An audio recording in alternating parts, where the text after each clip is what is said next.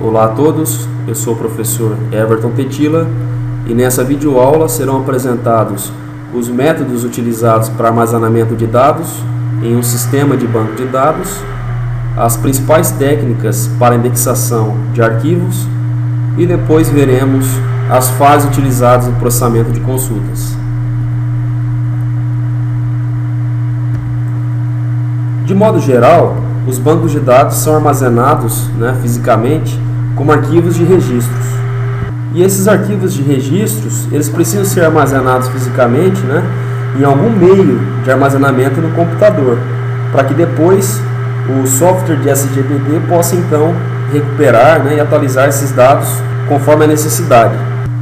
Com isso, a mídia de armazenamento de um computador forma uma hierarquia de armazenamento que inclui duas categorias principais: o armazenamento primário, que corresponde aos registradores, a memória cache e a memória principal, e o armazenamento secundário, representado pelas memórias flash, disco magnético, disco ópticos e fitas magnéticas.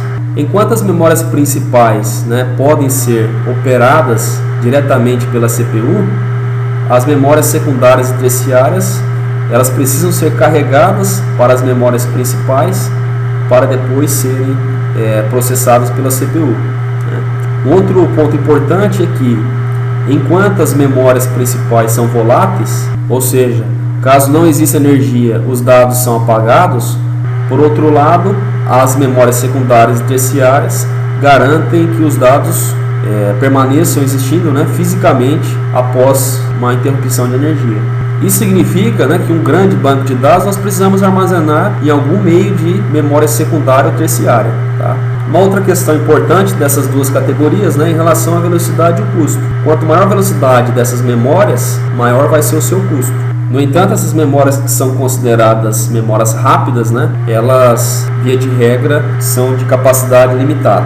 Então, turma, de forma resumida, nós poderíamos dizer que o computador precisa armazenar o banco de dados em algum meio de armazenamento secundário. Isso porque o meio de armazenamento primário ele é volátil, não servindo para armazenar os dados de forma persistente. À medida que nós inicializamos o computador, então esses dados são carregados do meio secundário para os meios primários, para que possam ser operados diretamente pelo processador. Então essa quantidade de memórias que pode ser utilizada em um sistema computacional acaba formando uma hierarquia de memórias. Quanto maior a velocidade, maior o custo, e por outro lado a gente poderia até aqui incluir uma outra variável, que seria a capacidade de armazenamento, que teria sentido contrário, já que quanto maior a velocidade e o custo, menor é a capacidade de armazenamento de modo geral. Algumas tecnologias mais novas, como disco ópticos, fitas magnéticas, também poderiam ser utilizadas no futuro para estar armazenando os bancos de dados. Logo, eles poderiam residir em diferentes níveis de hierarquia de memória. Só que, de modo geral, os bancos de dados são armazenados nos discos magnéticos, E por isso que é importante, então, entender as propriedades e suas características para entender como que os arquivos podem ser organizados neles e poder projetar bancos de dados mais eficientes. Um disco rígido ou disco magnético é um sistema de armazenamento que permite armazenar dados de forma aleatória, graças à magnetização do sistema. Então, turma, o que nós temos aqui é um campo magnético sendo gerado entre o cabeçote de leitura e gravação, que é representado por cada eletroímã do cabeçote de leitura, e o próprio disco magnético, que gera um campo magnético aqui, permitindo a leitura e a gravação dos bits em trilhas e setores. O sistema funciona da seguinte forma: nós temos o movimento do atuador, que posiciona o braço que liga o cabeçote de leitura na posição correta do disco, e esse cabeçote de leitura e gravação, ou leitura escrita, que vai fazer a gravação ou leitura dos bits, representando aqui ou uma informação desejada que está sendo armazenada ou lida do disco rígido. Esses discos eles giram em milhares de rotações por segundo, o que permite então esses dados serem lidos ou gravados pelo cabeçote de leitura. Uma linha imaginária que nós podemos traçar aqui entre os cabeçotes de leitura e gravação de cada braço correspondente forma um cilindro, que é uma posição correta de uma dada trilha em cada um dos discos. No caso, nós temos um HD aqui representado com 4 discos, né? Por exemplo, um HD ou um disco rígido, né, que tem capacidade de 1 TB poderia ser dividido em 4 discos de 250 GB, formando, né, capacidade de armazenamento de 1 TB. Tá? Como nós temos um campo magnético, né, entre o cabeçote de leitura e cada um dos discos, né, do sistema de armazenamento, existe a possibilidade de estar gravando uma informação, né, um bit, através das moléculas que são geradas aqui entre o campo magnético que é produzido pela atração ou repulsão que ocorre entre o cabeçote de leitura, né, e o disco. Os dados são então gravados, né, em círculos concêntricos, conhecido como trilhas, à medida que os discos rodam numa intensidade muito grande, né? Observe que cada trilha ela vai possuir um diâmetro diferente, e uma trilha também ela é dividida em setores, que são espaços utilizados para armazenar uma dada informação. Então a figura aqui ilustra, né, uma trilha com 3 setores, a segunda com 2 setores e a primeira com 1 setor. A transferência de dados entre a memória principal e o disco se dá em unidades de bloco de disco.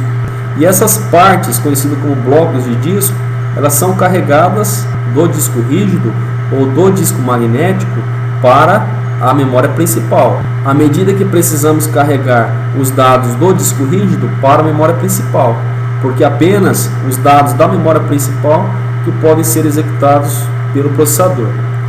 O tempo total necessário para localizar e transferir um bloco é a soma do tempo de busca, do atraso rotacional e do tempo de transferência do bloco, né? Então, o que seria aqui, né, turma? Essas 3 variáveis. O tempo de busca é o tempo necessário para se localizar o endereço, né, daquele bloco no disco. O atraso rotacional é o tempo necessário para se rodar o disco, né, até a posição correta, já que após localizar uma trilha, né, ela precisa ser rotacionada até a posição correta que corresponde ao bloco. E o tempo de transferência do bloco é o tempo necessário para transferi-lo para a memória principal. Tá? A soma desses 3 tempos, né, nós temos então o tempo total necessário para localizar e transferir um bloco até a memória principal. Localizar dados no disco é o maior gargalo em aplicações de banco de dados. Ou seja, o tempo de busca e o atraso rotacional ele é mais considerável que o próprio tempo de transferência do bloco, né? Então leva mais tempo você localizar o bloco e posicionar o cabeçote de leitura-gravação, né, na trilha correta do disco, do que propriamente você transferir do disco rígido para a memória principal. Colocar informações relacionadas em blocos contíguos é o objetivo básico de qualquer organização de armazenamento no disco, né?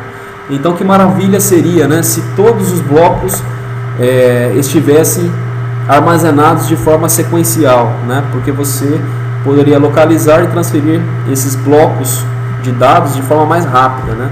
Mas na prática não acontece assim. Por quê? Porque, como eu disse anteriormente, o disco magnético ele armazena dados de forma aleatória, ou seja, o sistema vai procurar os setores e trilhas que estão livres para estar armazenando essas informações. Caso as informações não caibam, né, em alguns setores, o sistema vai continuar procurando novos setores até que todos os blocos sejam armazenados no disco. E isso garante, né, que o armazenamento aleatório acaba se tornando mais rápido que o sequencial. Um outro meio de armazenamento são as fitas magnéticas, né? As fitas magnéticas, ao contrário do disco rígido ou do disco magnético, ela possui acesso sequencial e não aleatório, né? Então, para acessar o enésimo bloco na fita, devemos primeiro percorrer os n-1 blocos precedentes. Isto é, né, caso nós queiramos uma informação que esteja no final da fita, toda a fita precisará ser percorrida até nós encontrarmos aquele bloco. Observe que a organização da fita, né, também é baseada em blocos, só que em vez de ser armazenado de forma aleatória, né, esse acesso é realizado de forma sequencial. Se caso o bloco esteja no começo da fita, né, que ótimo, logo esse bloco será encontrado. No entanto, se ele estiver no final da fita, toda a fita precisa ser percorrida para que esse bloco possa ser lido ou gravado. O acesso à fita pode ser lento, offline. A ordem sequencial das fitas acaba tornando o acesso aos dados lento, né? E usualmente não são então opções para armazenamento de dados online, mas sim geralmente são utilizados para backup de banco de dados. Ainda muitas empresas, como a NASA, por exemplo, armazenam informações em fitas magnéticas, né? Porque as fitas magnéticas têm uma vantagem de evitar o disk crash, que é a inutilização do disco magnético, que ocorre quando o cabeçote de leitura toca o disco magnético, tornando então essa mídia de armazenamento inutilizada, né? Então a fita magnética ainda é uma opção para backup de bancos de dados. Buffering de blocos. Uma técnica bastante utilizada para transferência de dados do disco magnético para a memória principal é o buffering de blocos, né? No buffering de blocos, diversos buffers podem ser reservados na memória principal para acelerar a transferência de blocos de disco para a memória principal.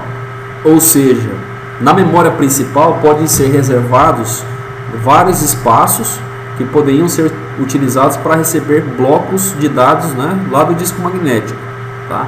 Esses espaços, né, que são reservados são conhecidos como buffers. Enquanto um buffer estiver sendo lido ou escrito, a CPU pode processar os dados em outro buffer, eliminando, né, o tempo de busca e o atraso rotacional para a transferência de todos os blocos, exceto o primeiro. Então, turma, aqui diz o seguinte, ó, à medida que nós podemos, né, reservar espaços na memória principal para receber N blocos lá do disco magnético, então, turma, nós poderíamos dizer que a técnica de buffering de blocos, né, permite que o processador processe as informações em dois buffers em paralelo, exceto para o primeiro bloco. Após o sistema computacional carregar, né, os blocos para o buffer A, ele vai preencher o buffer A. Depois, enquanto o processador está executando, né, os blocos que estão no buffer A, o outro buffer, conhecido como buffer B, pode estar recebendo esses blocos de informação, né, e assim por diante. Processa os blocos que estão no buffer B e carrega novamente o buffer A, processa os blocos que estão no buffer A e preenche o buffer B, depois processa os blocos de dados que estão no buffer B e carrega, né, ou preenche o buffer A, e por fim processa os blocos de dados que estão no buffer A. Portanto, é possível executar blocos de dados de forma paralela, né, em uma grande parte do tempo, exceto para carregar o primeiro buffer, né, no caso aqui o buffer A.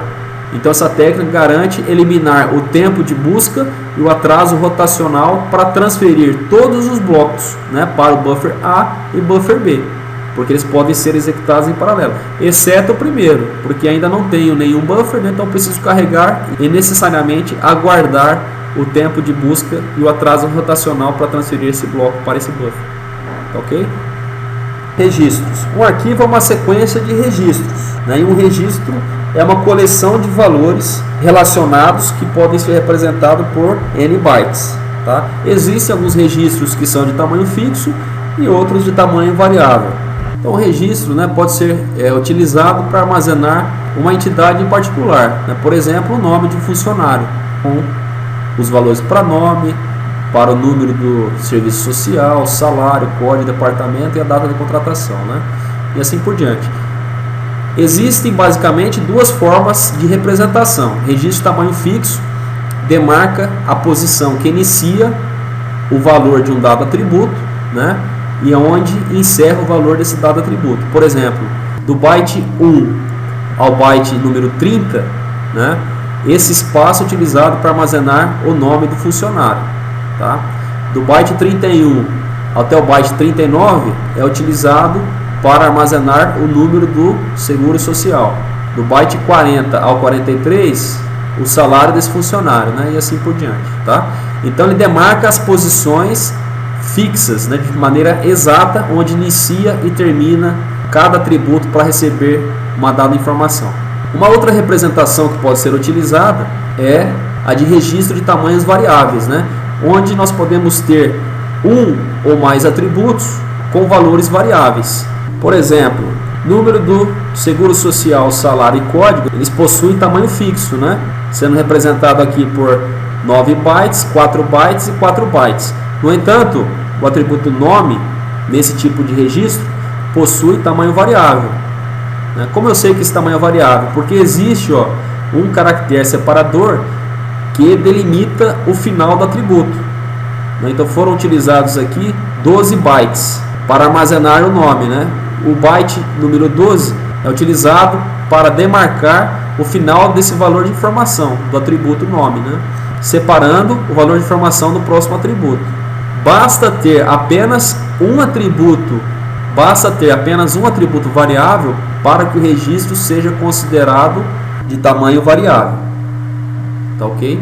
Quais são as vantagens e desvantagens do registro de tamanho fixo e do registro de tamanho variável? O registro de tamanho fixo, como ele sabe exatamente a posição onde inicia e finaliza cada valor de atributo, o sistema de SGBD vai poder localizar mais rapidamente uma dada informação em uma consulta. Por outro lado, como esse espaço já está delimitado no registro de tamanho fixo, caso eu possua uma informação menor que o seu tamanho, o restante dessa informação será desperdiçada. Por exemplo, eu reservei um espaço de 30 bytes para armazenar o nome do funcionário. No entanto, se o funcionário tiver apenas 15 bytes para essa informação, os outros 15 bytes serão desperdiçados. Já o registro de tamanho variável não. Como existe um demarcador, que é um caractere que separa o valor de um atributo de outro, eu sei exatamente onde finaliza o valor daquela informação. O único desperdício vai ser um byte utilizado para esse caractere separador. Em contrapartida, uma consulta em registros de tamanho variáveis torna-se mais lenta porque o sistema de SGBD não sabe onde que termina o valor de informação. Logo ele precisa procurar esse caractere separador que separa o valor de informação de um atributo do outro. Então essas são as vantagens e desvantagens de cada tipo de registro.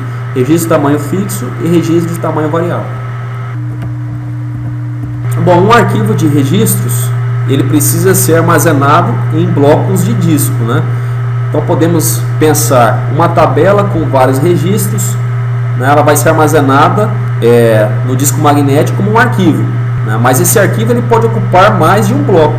Logo eu preciso armazenar uma certa quantidade de registros em um bloco e o restante em outros blocos. Quando o registro não pode atravessar as fronteiras dos blocos, ele é considerado registro não spanned, ou de tamanho fixo.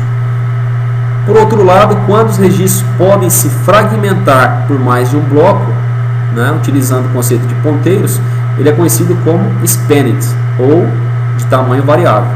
Considere o bloco I. O bloco I armazena os registros 1, 2 e 3. No entanto, o registro 4 não pode ser armazenado no espaço restante do bloco. Na organização não spanned, eu não posso fragmentar o registro 4, Então logo eu tenho desperdício no final do bloco e o registro 4 é armazenado de maneira completa no bloco seguinte. Já na organização spanned, o registro 4 pode se fragmentar. No entanto, é utilizado o conceito de ponteiro para marcar onde que se encontra o final do registro no bloco seguinte. Aqui no exemplo, o registro 4 se fragmentou, já que ele inicia-se no bloco I e finaliza-se no bloco I mais 1. Aqui no início do bloco I mais 1, nós temos o restante do registro 4. Então, nós temos o tipo de organização aqui na letra B, spanned. Observe, turma, que um arquivo pode ter N registros. Eu poderia pensar aqui uma tabela com 6 linhas. Ela pode ser representada como um arquivo com 6 registros, sendo que cada registro representa uma linha. No caso, a primeira, a segunda e a terceira linha da tabela estaria sendo armazenada no bloco I. No entanto, não cabe todas as linhas da tabela, Logo, nós precisamos armazenar nos outros blocos do disco magnético. Arquivos de registros desordenados, ou heap files. Os registros são arquivados na ordem em que são inseridos ao final do arquivo. Então, nesse tipo de organização, heap files, os registros não estão classificados no arquivo. Poderíamos imaginar uma tabela desordenada. À medida que eu insiro uma nova informação, cadastrei um novo cliente, por exemplo, esse registro ele é inserido ao final do arquivo, tá? No final da tabela. Então o que precisa ser feito? O último bloco do disco, né, do arquivo é copiado no buffer, o novo registro é acrescentado e o bloco é reescrito no disco, tá? A pesquisa por um registro, né, utilizando essa organização heap files, envolve uma pesquisa linear, sequencial, bloco a bloco do arquivo. Como os registros estão desordenados, né, no arquivo de dados, nós não podemos utilizar nenhuma técnica para tornar essa consulta mais eficiente, né, já que eles não estão classificados, tá? Então necessariamente é preciso se pesquisar de maneira sequencial cada bloco do arquivo de dados até localizar a informação desejada, tá? Essa pesquisa sequencial também é conhecida como pesquisa linear. Se a informação estiver no primeiro bloco, né, que ótimo, essa informação vai ser encontrada muito rápida. Se a informação estiver no último bloco, todos os blocos precisarão ser consultados para que a informação seja lida. Para um arquivo com B blocos, isso implica pesquisar B dividido por 2 blocos em média, né? Evidentemente, se a informação está no primeiro bloco, né, consultei apenas um bloco. No entanto, se ela estiver no bloco N, eu consultei N blocos. Na média, eu vou consultar o que? N dividido por 2 blocos, né, para encontrar a informação desejada. Para excluir o registro, um programa deve primeiro encontrar o seu bloco, copiá-lo em um buffer, né, na memória principal, excluir o registro do buffer e finalmente reescrever o bloco de volta no disco. Portanto, turma, observe que a operação de inclusão é uma operação bastante eficiente, porque apenas o último bloco precisa ser carregado para inserir o novo registro no arquivo de dados, né? Por outro lado, ó, a operação de exclusão é uma operação dispendiosa, né? Por quê? Porque B dividido por 2 blocos, em média, precisam ser verificados para que essa informação possa ser carregada no buffer da memória principal e depois excluir o registro desejado. Além disso, a exclusão de um grande número de registros resulta em desperdício de espaço de armazenamento, porque um bloco, né, que possui N registros, depois da exclusão, vai ter aquele espaço inutilizado, né, gerando assim desperdício de espaço de armazenamento. Uma outra forma de organizar registros em um arquivo de dados é mantê-los ordenados nesse arquivo, né? Então podemos ordenar fisicamente os registros de um arquivo em um disco a partir dos valores de um desses seus campos chamados campos de classificação, né? Então, turma, a partir de um dado campo desse arquivo, né, chamado campo de classificação, nós podemos manter os registros ordenados em um arquivo de dados. Com isso, uma condição de pesquisa baseada no campo-chave de classificação resulta em um acesso mais rápido quando a técnica de pesquisa binária é usada. A pesquisa binária é uma técnica que divide a cada interação de uma consulta, né, um arquivo de dados em 2. Né? Logo, o acesso, utilizando esse tipo de pesquisa, passa a ser mais rápido. Né? O seu custo é de log B blocos na base 2. Vejamos um exemplo. Dado um vetor com 31 posições, desejamos encontrar o número 50. Né? Então a técnica de pesquisa binária, ela baseia-se na seguinte propriedade, né? A cada interação da busca, o vetor é dividido em 2 partes. Né? Como é que isso é realizado? Soma-se o primeiro índice com o último, né? 1 mais 31, 32. Dividido por 2, nós temos que o meio do vetor é a posição de índice 16, né? 50, que é a informação que nós estamos desejando buscar, é menor ou é maior que 146? Né? É menor. Então essa segunda parte do vetor aqui, ó, ela é desconsiderada na próxima iteração da pesquisa. Então novamente, né, na segunda iteração, soma-se o primeiro índice de número 1 com o índice número 15, né, igual a 16, dividido por 2, verifica-se a informação desejada com o índice de posição central, que é o número 8. Né? 50 é maior ou é menor que 91? É menor, então desconsidera-se a segunda parte do vetor. Né? E assim nós vamos fazendo as iterações até chegarmos no valor encontrado. Né? 50 é menor ou maior que 62? É menor, então desconsidera-se a segunda parte do vetor. Né? 50 é maior, menor ou é igual a 50? É igual. Logo, a informação buscada é encontrada, encerrando-se a pesquisa. Observe que aqui no caso, né, nós tivemos apenas uma iteração, 2, 3, 4. Apenas 4 comparações até encontrar a informação desejada, né, que era o número 50. Se nós voltarmos aqui, ó, né, uma pesquisa binária geralmente acessa log de IP na base 2 blocos para encontrar a informação desejada, né? Então o máximo número de comparações que nós precisaríamos realizar nesse tipo de consulta seria log de 32, já que nós temos 32 posições do vetor, log de 32, né, na base 2, o que me dá 2 vezes 2, 4, 8, 16, 32, no máximo 5 acessos, né, para localizar a informação desejada. Numa pesquisa sequencial, nós teríamos 32 dividido por 2, né, 16 acessos em média. Por isso que a pesquisa binária é muito mais eficiente, em média, do que a pesquisa sequencial. Tá ok, turma? No entanto, para realizar a pesquisa binária, existe uma condição, que é a seguinte: o arquivo de registro precisa estar ordenado, né? Senão a técnica de pesquisa binária não pode ser empregada. A figura 7 ilustra, né, um arquivo de registros armazenado em N blocos na memória secundária do computador.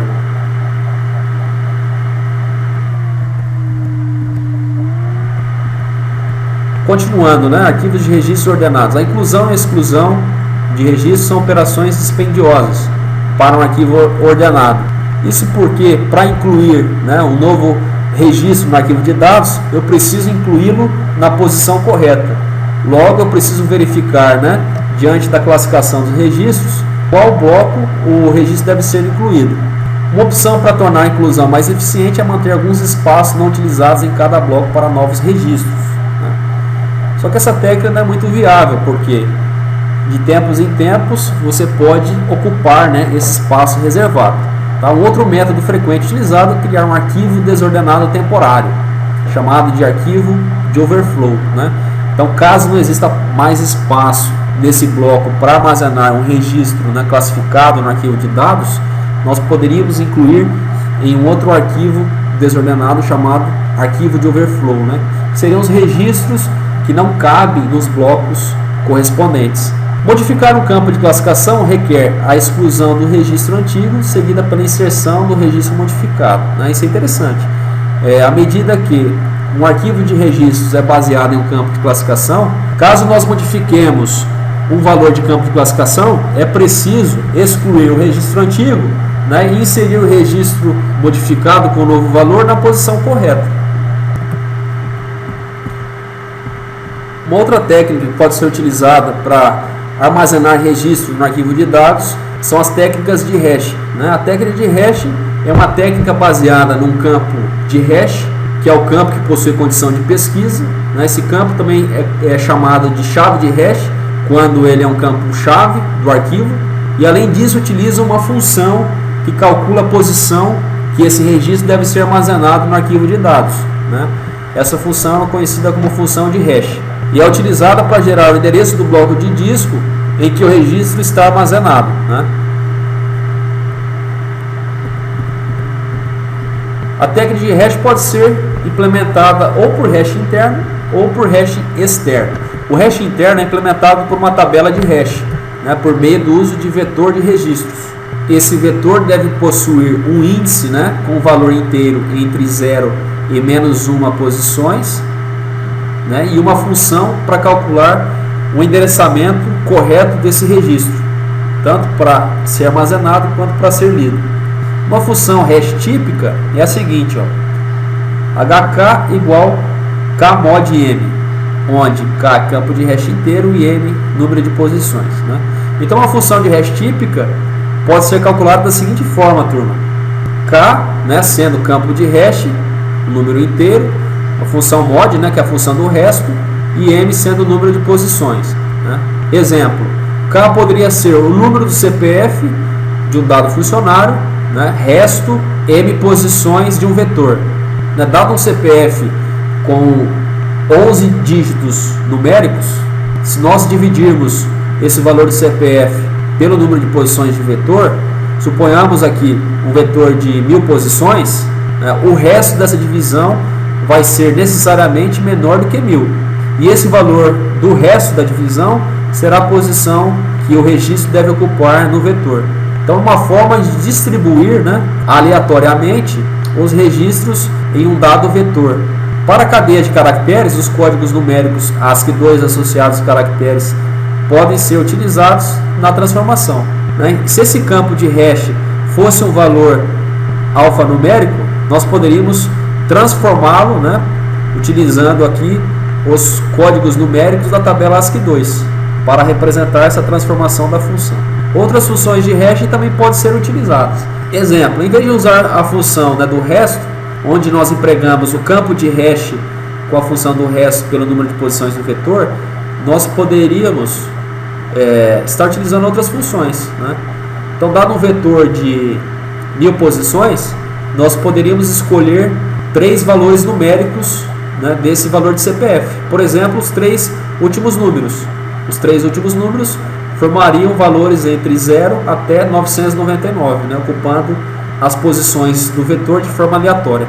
Então nós temos aqui uma representação, né, de estrutura de dados de hash interno, onde na primeira figura nós temos a estrutura de dados de hash interno, onde nós podemos empregar a função de hash utilizando o campo de hash e o número de posições do vetor, né?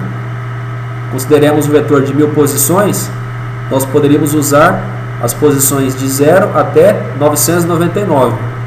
Logo, o valor do número de seguro social poderia ser dividido por 1000. Né? O resto dessa divisão vai me dar um valor entre 0 e 999. Né? Logo, o valor do resto vai me indicar qual a posição correta que esse registro deve ser inserido no vetor ou no arquivo de dados. Né? Um problema ocorre quando registros diferentes, né, têm como resultado a mesma posição de armazenamento. Tá? Suponhamos que eu divido, né, o número do seguro social de um funcionário por 1000, né, e o resto dele dá exatamente o mesmo valor de um outro número de seguro social de um outro funcionário. À medida que esse endereço já está ocupado, eu tenho o que se chama de colisão. Logo, eu preciso armazenar esse outro registro em uma posição diferente. É o que nós chamamos de resolução de colisão por meio do encadeamento de registros, ilustrado aqui, né, na figura seguinte. Considere que a função de hash retornou que o endereçamento de um registro deve ocupar a posição de índice 1, né? Mas essa posição de índice 1 já está ocupada. Logo, um ponteiro de overflow, né, que trata a resolução de colisão, vai mostrar qual a posição que esse registro pode estar armazenado, que é na posição M. O sistema então verifica, né, o endereço M se corresponde à informação procurada. Né? Caso ela não corresponda, ela vai estar na seguinte, M mais 5, que estaria, né, nesse intervalo aqui de registro do arquivo de dados. Tá? Então o sistema, para armazenar, ele vai buscando novos espaços, né, e fazendo essa correspondência através de ponteiros de overflow para armazenar os registros que estão em colisão, né? E no acesso, essa verificação também é feita através dos ponteiros que armazenam os novos endereços que foram utilizados no tratamento da resolução de colisão por meio de encadeamento de registros. Estruturas de indexação. As estruturas de indexação, elas são formas que possibilitam que nós busquemos, né, esses dados lá do disco rígido de maneira mais rápida. Ou seja, são formas de agilizar a recuperação de registros em um arquivo de registros de dados. Tá? As estruturas de indexação, né, também conhecidas por índices, elas podem ser de nível único, sendo classificadas em índice primário, índice de clustering ou índice secundário, né, ou ainda elas podem ser de multinível, do tipo árvore B e árvore B+. Neste ponto cabe uma observação. Nós discutimos até aqui as formas de estar organizando os dados em um arquivo de registro de dados, né, primário. As estruturas de indexação, elas criam um arquivo secundário para agilizar esse acesso, né, na hora de recuperar as informações. Considere um banco de dados com 10 tabelas criadas. Cada uma dessas tabelas corresponde a um arquivo de dados na memória secundária do computador. À medida que eu crio um novo índice, um novo arquivo de dados correspondente precisa ser criado como forma de agilizar, né, essa consulta, diminuindo assim o tempo de resposta para estar localizando as informações desejadas, tá? Em um campo de chave primária, né? Então, por exemplo, um arquivo de dados com vários registros, né, e esses registros estão ordenados por um campo de chave primário, no caso aqui baseado pelo nome, né? O arquivo de índice, que é um arquivo secundário, né, criado para localizar esses dados de forma mais rápida, é um arquivo correspondente que utiliza dois campos: o valor da chave primária da âncora de bloco e o ponteiro do bloco. O que seria esse valor da chave primária da âncora de bloco, né? Observe aqui, ó, que cada bloco possui N registros. O primeiro registro é conhecido como âncora de bloco, né? No caso aqui representado no exemplo pelo Aaron,ed, né? Então Aaron,ed passa a ser o primeiro registro no arquivo de índice. Adams John passa a ser uma nova entrada no arquivo de índice. Alexander ED, uma nova entrada no arquivo de índice, e assim por diante. Cada bloco que possui N registros é identificado pelo registro âncora de bloco, né, lá no arquivo de índice, tá? Além disso, o arquivo de índice possui um outro campo, que é o ponteiro do bloco, né, que aponta qual bloco que essa informação é representada. Como o arquivo de dados está ordenado, eu posso localizar rapidamente uma dada informação consultando o arquivo de índice antes do arquivo de dados, tornando a busca mais rápida, né? Já que eu tenho menos registros no arquivo de índice do que no arquivo de dados. Então, se nós tivéssemos aqui um arquivo de dados com 10 blocos, né, e cada bloco possuísse 10 registros, ao todo nós teríamos 100 registros, né? Por outro lado, no arquivo de índice eu tenho apenas 10 registros, identificando um registro para cada bloco. Por isso, uma consulta utilizando o arquivo de índice é muito mais rápida do que uma consulta no arquivo de dados diretamente. As características do índice primário: ele é esparso, já que para cada bloco eu tenho apenas um registro no arquivo de índice, né? Ele utiliza ancoragem de bloco. O número de entradas de índice é igual ao número de blocos nos arquivos de dados, né? Tendo em vista que para cada bloco de dados apenas um registro é representado no arquivo de índice, né? Então esse número de registros no arquivo de índice é exatamente igual ao número de blocos no arquivo de dados. Um segundo tipo de índice é o índice de cluster. Ele é baseado no campo de ordenação não chave de um arquivo. Aqui, né, nós temos a primeira diferença. Enquanto o índice primário é baseado num campo chave, à medida que os valores de registros não podem se repetir, né, para esse campo, no índice de cluster eu posso ter valores idênticos, né, para 2 ou mais registros no arquivo de dados. É um arquivo ordenado cujos registros contêm 2 campos. O primeiro é do mesmo tipo de dado do campo de clustering do arquivo de dados, e o segundo é um ponteiro para um bloco de disco. Ele também utiliza 2 campos no arquivo de índice, só que agora a cada nova informação, né, para o valor do campo de cluster, eu tenho uma entrada no arquivo de índice, né? Observe aqui, ó, o valor 1 é uma entrada para o valor de campo de clustering, né, no arquivo de índice. O 2 da mesma forma, né, assim como o 3. O próximo bloco continua com o valor 3, ó, porque ele está se repetindo. No entanto, eu não tenho uma nova entrada aqui no arquivo de índice, né? Por quê? Porque eu não tenho uma nova informação. Agora, no bloco seguinte, eu tenho uma nova informação, né, com o valor 4, então também vai ser uma entrada, né, e assim por diante.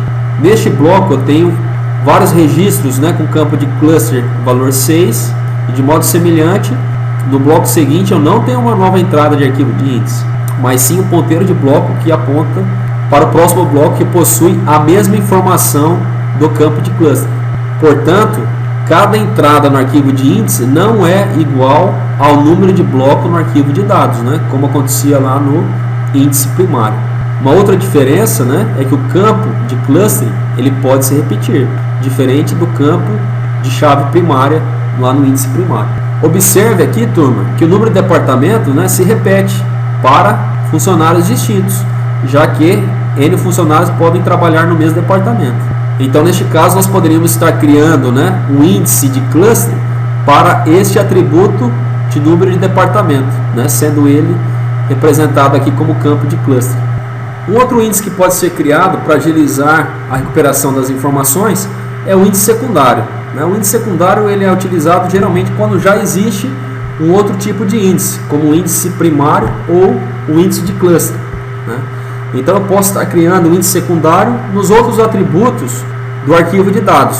O índice secundário, ele não leva em conta a ordem sequencial do arquivo, né? Então, os valores utilizados aqui no campo de indexação para se criar um índice secundário podem estar desordenados, né? E ainda temos dois casos. O campo de indexação é um campo-chave, às vezes chamado de chave secundária, ou o campo de indexação não é chave, né? Então, por exemplo, se eu for criar um índice secundário no atributo CPF, né, nós temos um campo-chave à medida que os valores de CPF não podem se repetir. Numa outra situação, eu poderia estar criando um índice secundário em um campo de indexação que não é chave, né?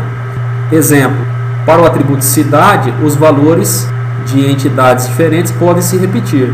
Logo, eu poderia estar criando um índice secundário não chave para este atributo. Uma outra característica do índice secundário é que ele é denso, já que eu tenho uma entrada no arquivo de índice para cada correspondência no arquivo de dados. A tabela seguinte resume os tipos de índice baseados nas propriedades do campo de índice.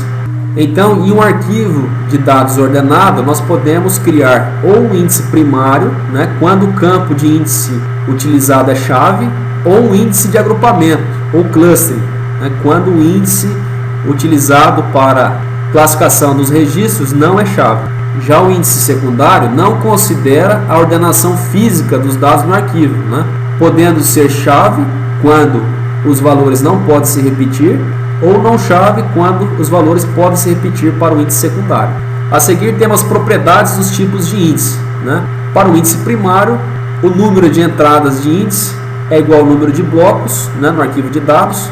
Ele não é denso e possui ancoragem de bloco de arquivos. Para agrupamento, o número de valores de campo de índice é diferente do número de blocos, né? Também não é denso e pode ou não possuir ancoragem de blocos no arquivo de dados. O índice secundário chave possui a mesma quantidade de entradas no arquivo de índice, né, para o número de registro no arquivo de dados e não utiliza ancoragem de bloco no arquivo de dados. O índice secundário não chave possui número de entradas no arquivo de índice diferente do número de registro no arquivo de dados. Também pode ser considerado denso ou não denso e não utiliza ancoragem de bloco no arquivo de dados. Tá ok, turma? Ficamos por aqui. Até a próxima.